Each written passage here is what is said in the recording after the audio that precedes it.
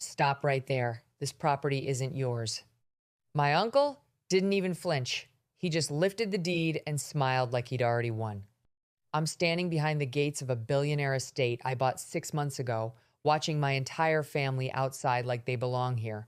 These are the same people who called me a failure at every reunion, and now they're holding a document with my name on it, claiming I signed everything over to them. Marcus steps forward, knocking on the gate like he owns it.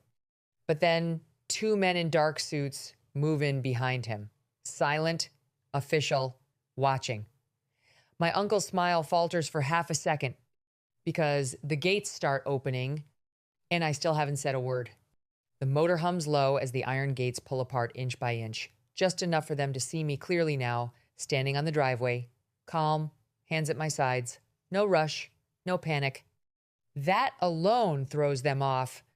Daniel, Uncle Victor calls out like we're about to shake hands over dinner. Let's not make this complicated. Not complicated. That's what he used to say every time he dismissed me in front of everyone else. Every reunion, same pattern him at the head of the table, Marcus laughing beside him, and me sitting there while they turned my life into a punchline. You still figuring things out? Still chasing those ideas? Man, you really don't learn, do you? And now they're here, not laughing, not asking, demanding. Marcus taps the metal again, louder this time. Open it all the way. We're wasting time.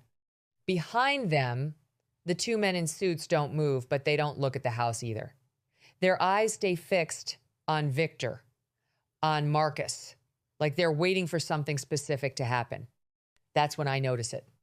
The folder in my uncle's hand isn't just any document. It's thick, stamped, prepared, planned. He raises it slightly, just enough for me to see the front page, and even from where I'm standing, one detail hits me hard. My name, my full name, already signed. I feel it in my chest, not shock. Recognition. Because I've seen that exact signature before, and I know exactly what it means. I take one slow step forward as the gates finish opening. And quietly, without looking away from them, I say, "Go ahead, tell me how you got that." Before we continue with this video, please like, subscribe, and turn on the notification bell for updates. You don't show up to a house like this with paperwork unless you think you already own it. Marcus is the first to step through the gates, like he's crossing into something that belongs to him. No hesitation, no permission. Uncle Victor follows, slower, controlled, like he's managing the situation already. I don't move. "Daniel," Victor says again, softer now, almost patient. "We're not here to argue. We're here to finish what you started." Finish. That word lands wrong. Because I didn't start anything with them. Not this, not ever. My eyes stay on the folder in his hand. "You want to explain that?" Marcus exhales like he's already tired of me. "It's simple. You signed the transfer. We're just making it official." I almost laugh, but I don't. Because this isn't new behavior. This is exactly how they've always done it. They say something with enough confidence and expect everyone else to fall in line. Growing up, Uncle Victor controlled everything after my grandfather passed. The business accounts, the properties, the decisions. If your name wasn't on his list, you didn't exist. And mine never was. At least, not publicly. Funny, I say, nodding toward the paper, because I don't remember signing anything. Victor doesn't react, doesn't blink. That's because you didn't understand it at the time. There it is. Same tone, same strategy. Rewrite reality until it sounds reasonable. Marcus steps closer, lowering his voice. "Look, you've always been impulsive. You make decisions, forget them, move on. We cleaned it up for you." Cleaned it up. I feel that old pressure creeping in, years of being talked over, corrected, minimized, but something doesn't add up. If this was real, if they truly believed they had control, why come here like this? Why bring a printed deed instead of just taking action? My gaze shifts past them back to the street. No extra cars, no witnesses from their side. Just those two men in suits still standing behind them, Still silent, watching, waiting. Then explain something, I say, steady. If everything's already transferred, why are you here asking? Marcus opens his mouth, but Victor lifts a hand, stopping him. That's when I see it. Not confidence. Not control. A flicker. Something tight behind his eyes that wasn't there before. He adjusts his grip on the folder just slightly too firm. And for the first time since they arrived, he doesn't step forward. Instead, he says something that makes the air shift completely. Because, he says carefully, we need you to confirm it in person. Confirm. Not finalize. Confirm. Which means one thing.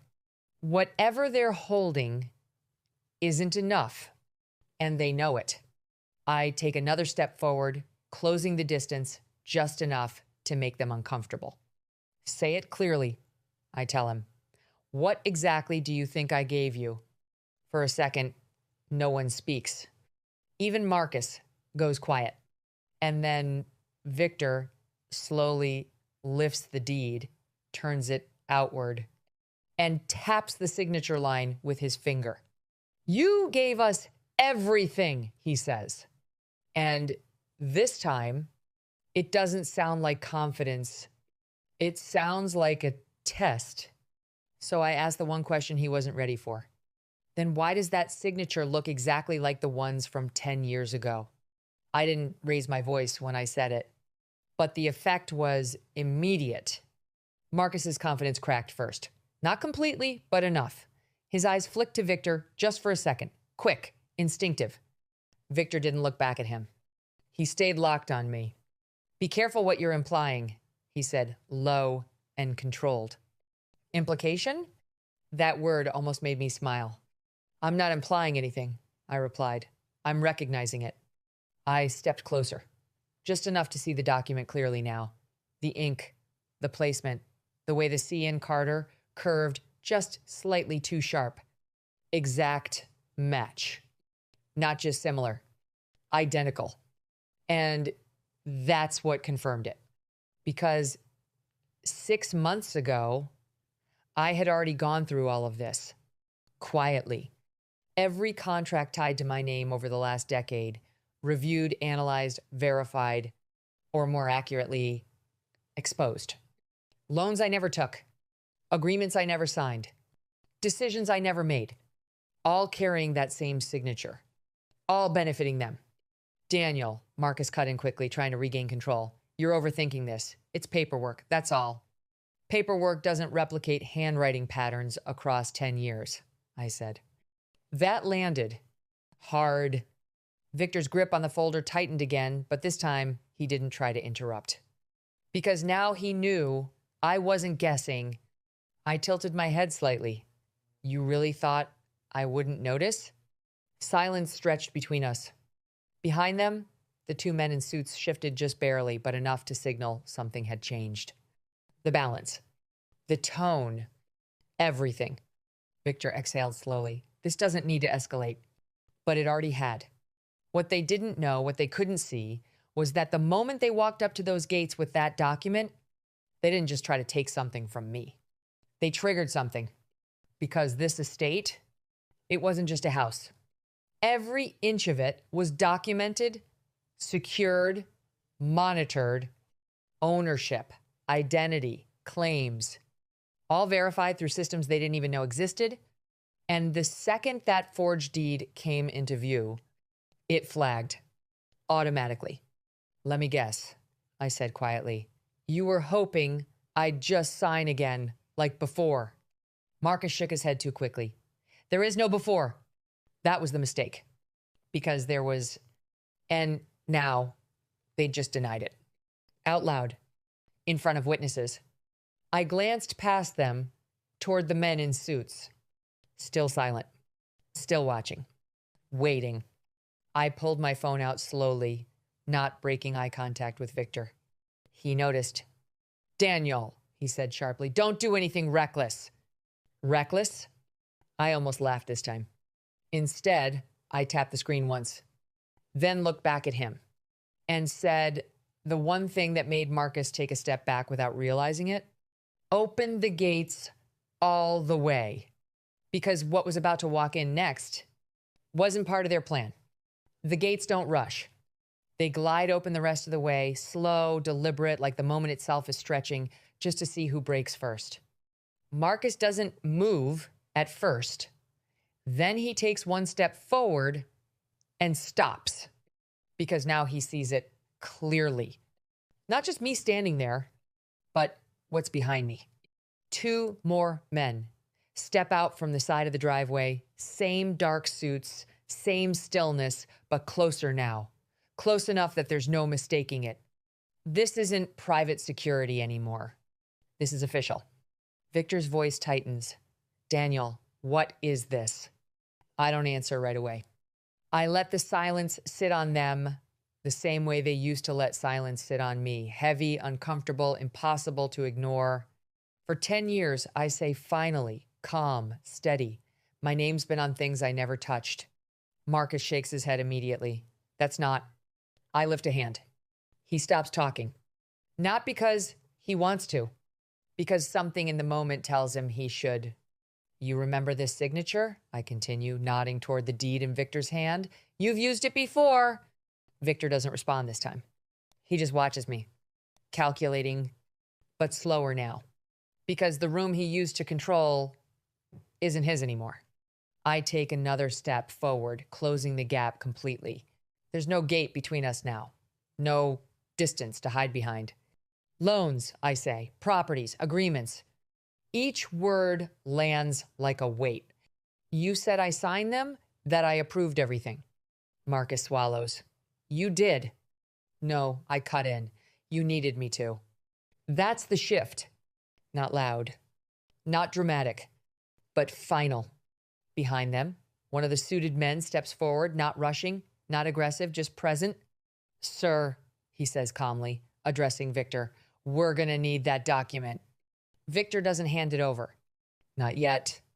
His fingers tighten around the edges, like letting go of it means letting go of everything else. This is a private family matter, he says, but the confidence is thinner now, fractured. The man doesn't argue, doesn't raise his voice. He just holds his position, waiting. Marcus looks between them, then back at me. And that's when it happens. The realization, not full understanding, but enough to know something is wrong. Enough to know they walked into something they didn't control. Daniel, Marcus says quieter now. What did you do? I don't answer him. I don't need to, because the answer is already standing right there in front of them. And for the first time since they arrived, they're not demanding anything. They're not talking over me. They're not laughing. They're waiting, hoping. And when Victor finally loosens his grip just slightly, the suited man reaches out to take the deed. That's when the confidence disappears completely. Because now it's not theirs anymore. Cliffhanger.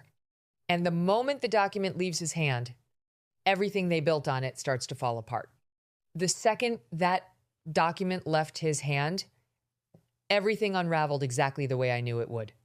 The man in the suit didn't even look surprised as he flipped it open. He scanned the signature, the formatting, the notary seal, and then gave a small, confirming nod to the others.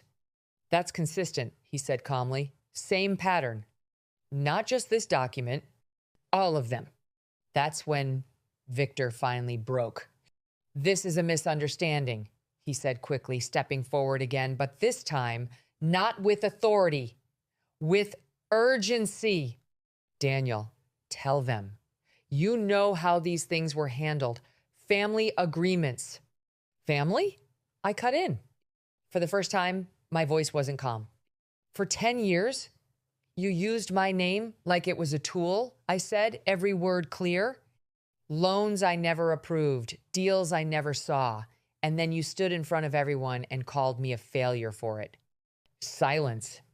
Heavy. Final. Marcus didn't even try to interrupt this time. He just stared at the ground like the pieces were finally connecting in his head, and he didn't like what they formed. The officers stepped in then. Not aggressively, just decisively.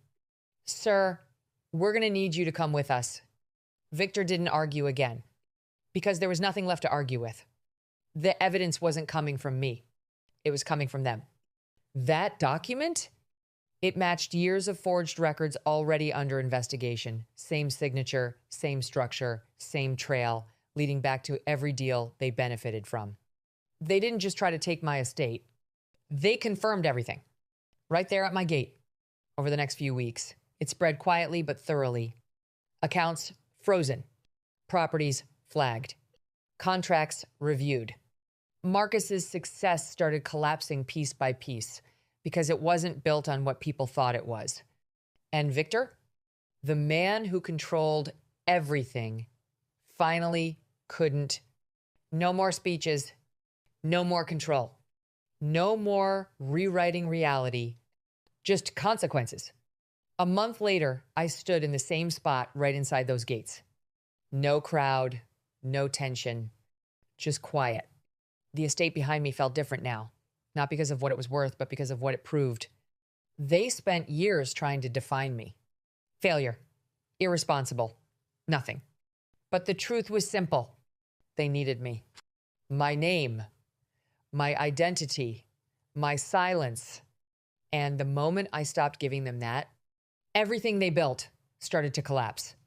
The gates closed slowly behind me again. But this time, no one was waiting outside, and no one was coming back.